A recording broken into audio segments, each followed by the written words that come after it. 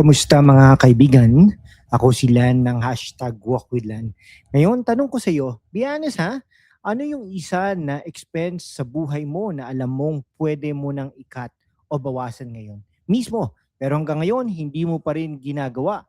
Para sa marami sa atin dito sa Pilipinas, 2026 na, inflation pa rin, bilihin mataas, pero yung Grab Food, Netflix, Spotify, o daily vape or coffee, parang small treat lang, di ba? Pero hintayin mo, yan pala yung lihim na magnanakaw ng pera natin. Sa video na ito, ibubunyag ko yung isa sa mga pinakakaraniwan at tuturuan kitang paano talagang ikat yan para makapag-ipon ka na ng totoong pera. Panoorin mo hanggang dulo. Promise, magbabago yung pananaw mo sa pera.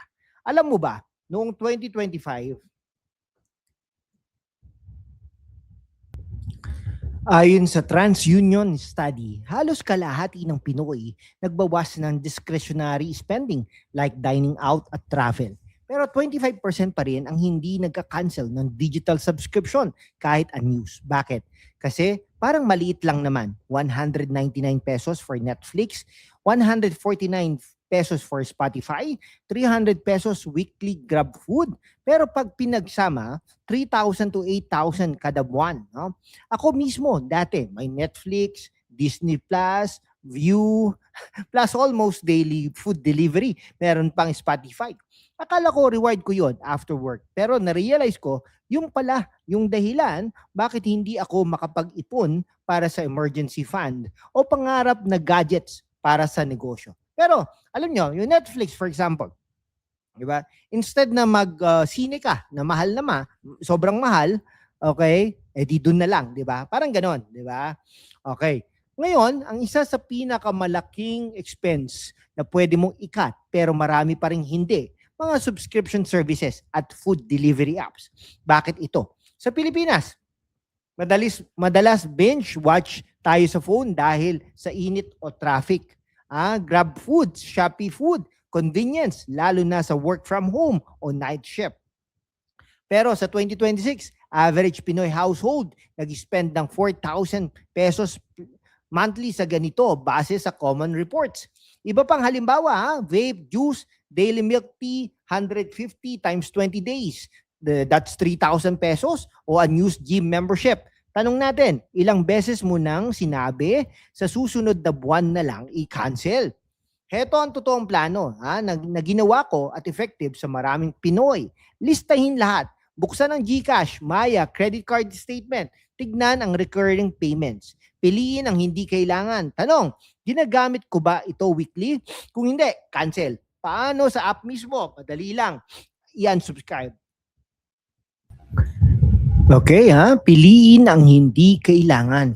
Tanong, ginagamit ko ba ito weekly? Kung hindi, cancel na yan. Paano sa app mismo? Madali lang i-unsubscribe. Alternatives na libre, mura, Netflix, plus free YouTube TV series sa I Want TFC. Food delivery, magluto, batch cooking, adobo, sinigang, para sa 3 hanggang 4 na araw. Challenge yourself, 30 days, no delivery. Walang delivery, mga kaibigan. Reward mo sarili ng mas malaking bagay pag natapos. Track savings, gumamit ng free app like Money Manager X o simpleng Excel. Makikita mo agad yung difference. Simple math, 500 monthly na subscription times 3, Netflix plus music plus app, 1,500 pesos yan. Plus 300 pesos weekly delivery times 4, that's 1,200 pesos. Ang total niyan, 2,700 bawas kada buwan. Sa isang taon, 32,400.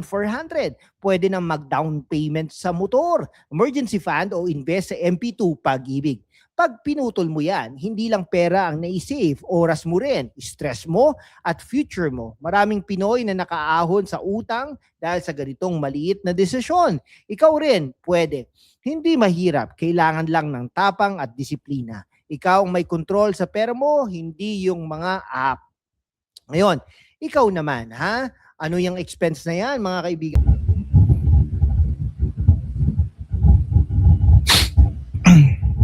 Kamusta mga kaibigan? No? February 2026 na. Okay, real kwento lang. Okay? May isa po tayong kaibigan sa Quezon City. Bandang ano po yan Novaliches.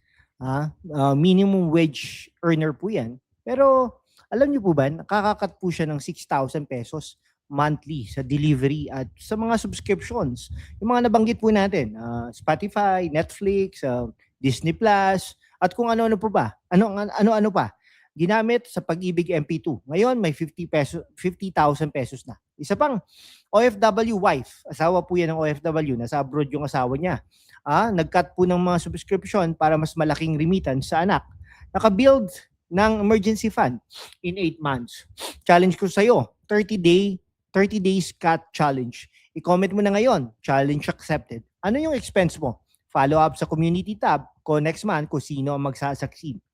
Hindi madali, pero posible. Ikaw ang boss ng pera, hindi ang apps o ads.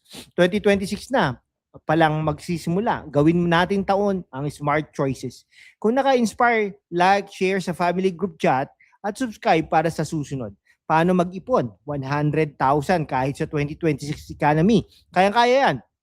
Tayo nga, tutut. Comment mo na ano yung isa mong ikakat. Sabay nating gawin. God bless. Stay strong at ingat sa bulsa mga kaibigan ha. Ano ba? O bakit mahirap? Alam nyo, yung iba po kasi nahihirapan kasi. No? So, ano lang, psychology muna. Sunk cost fallacy. Iniisip natin, sayang naman, binayaran ko na. Plus FOMO. Baka may bagong series sa Netflix o reward after toxic workday commute. Pinoy context naman. Sa init ng panahon, traffic sa Quezon City, work from home o night shift, delivery ang lifesaver. Pero yung din, yung trap. Marami ring small joys like 100 pesos, 150 pesos, milk tea, 3 times a week o vape pods. Akala natin happiness boost. Pero long-term stress sa wallet yan mga kaibigan. Ako mismo dati sinasabi next month na i-cancel. Pero nung nilista ko sa GCash app, siya ka also 8,000 pesos, 8,500 pesos plus monthly. Doon ko naintindihan. Hindi kulang ang kita, lumaki ang lifestyle. So focus natin ang isa.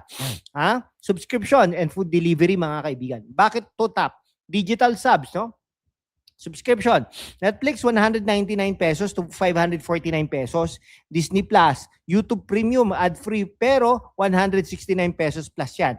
Spotify 129 pesos family. Marami share pero ang news isa-isa. Okay. Delivery natin Grab food average order 300 to 500 pesos. 2 times to 3 times a week. 3,000 to 6,000 a month plus surge fees, mga kaibigan. Kaya po ang hirap. Okay? Kaya hindi madali pero posible. Ikaw ang boss ng pera mo, hindi ang apps o ads. 2026 pa lang nagsisimula. Gawin nating taon ng smart choices. Kung naka-inspire, i-like, i-share sa family group chat at subscribe para sa mga susunod. Paano mag-ipon? 100,000 kahit sa 2026 economy. Kaya yan. Comment mo na. Ano yung isa mong ikakat? Sabay nating gawin. God bless. Stay strong at ingat sa bulsa. Mabuhay kayo lahat.